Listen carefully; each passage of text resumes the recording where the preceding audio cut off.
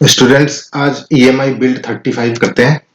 तो question statement है a circuit shown consists of two identical capacitors each of capacitance C, a coil of inductance L and two ideal batteries of electromotive force E and 2E and a switch. The switch is open for a long time.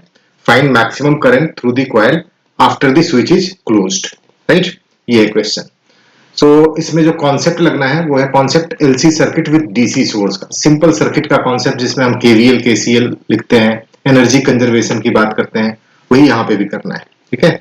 So actually क्या है कि ये battery इधर की तरफ charge drive कर रहा होगा, ये इस डायरेक्शन में। So net effective battery right की तरफ है 2E माइनस ई।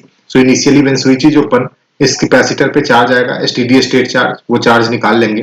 बट जैसे ही इसको क्लोज करेंगे तो obviously there will be LC oscillation जिसमें बैटरी भी है एंड चूंकि रेजिस्टेंस नहीं है इसलिए टोटल एनर्जी कंजर्वेशन यहाँ पे हमेशा हम कर सकते हैं, energy will remain conserved, right. So यहाँ पे हमें क्या करना है, तो क्वेश्चन में पूछा हुआ है find maximum current through the coil. Maximum current through the coil का मतलब हो गया for current to be maximum di by dt should be zero, मतलब rate of change of current through this line should be zero, मतलब inductor के cross कोई potential drop होगा नहीं। So this point and this point will have same potential, ये wire से connected होगा इस तरीके से। Inductor will behave as a wire, plain wire.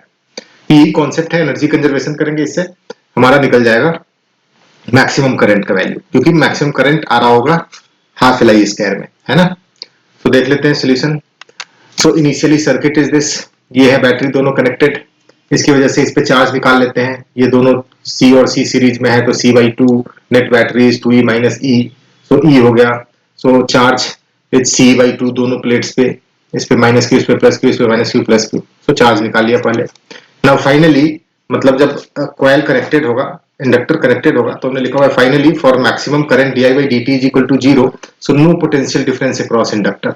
Inductor के क्रॉस पोटेंशियल डिफरेंस नहीं होना है, मतलब ये एक वायर से कनेक्टेड हो गया कुछ इस तरीके का है। सो ऐसे दिखा लेते हैं दोबारा सर्किट को, ये ऐसे है, ठीक है। सो फाइनल स्टेट में जब ये वायर की तरह बिहेव कर रहा होगा यहाँ से यहाँ तक, उस टाइम में हमने मान लिया कि इसमें से Q1 इस कैपेसिटर से Q1 चार्ज निकल के इधर ऐसे आया, इधर हमने मान लिया इधर से Q2 चार्ज निकल के इस पे इधर आया। तो जब इससे Q1 निकालेंगे तो इस पे बचा हुआ चार्ज कितना हो गया, पहले से Q है बाद में हो गया Q माइनस Q1, जितना पॉजिटिव इधर उतना ही नेगेटिव यहाँ पे आएगा। सो एक चार्ज हमने पॉजिटिव लिखा हुआ है। सिमिलरली इसमें से Q2 निकालेंगे तो इस पे बच गया कितना, माइनस Q2, माइनस कॉमन लेने के बाद Q प्लस Q2 ब्रैकेट में, ये माइनस साइन के साथ, तो इस पे इतना ही प्लस साइन के साथ। ये Q2 निकल के इस जंक्शन पे आकर के Q1 प्लस Q2 इधर जा रहा हो। ये निकालना हमें हमारे लिए जरूरी है क्योंकि work done by battery calculate करना होगा हमें, ठीक है। सो ऑल्दो है सिंपल बट लूप लॉ हमने लिखा हुआ है Kirchhoff's voltage law. So this is loop number 1, इसमें लिखेंगे इसी डायरेक्शन में ऐसे, तो हो जाएगा इसके cross plus Q plus Q2 by C plus E is equal to 0, so Q2 is equal to minus 3C by T। Q2 is minus 3C by 2, right. Obviously ये बैटरी इसके क्रॉस आ जाएगा, तो इस पे फाइनल चार्ज हमें पता है, इस पे फाइनल चार्ज जो होना है इस प्लेट पे होना है प्लस C, इस प्लेट पे माइनस C होगा, जो डिफरेंस है वो इससे फ्लो कर रहा होगा। So we can calculate either directly or using the Kirchhoff's law. So Q2 is this charge जो इस बैटरी से पास कर रहा होगा, माइनस साइन के साथ आ रहा है। सिमिलरली इस लूप में लिख लेते हैं, इस लूप में लिखेंगे तो ये इस डायरेक्शन में लिखा हुआ है हमने, तो ऐसे Q minus Q1 divided by Q minus Q1, फिर इसके क्रॉस कोई पोटेंशियल डिफरेंस नहीं, इसके cross minus 2 is equal to 0, तो यहाँ से Q1 ये आ गया।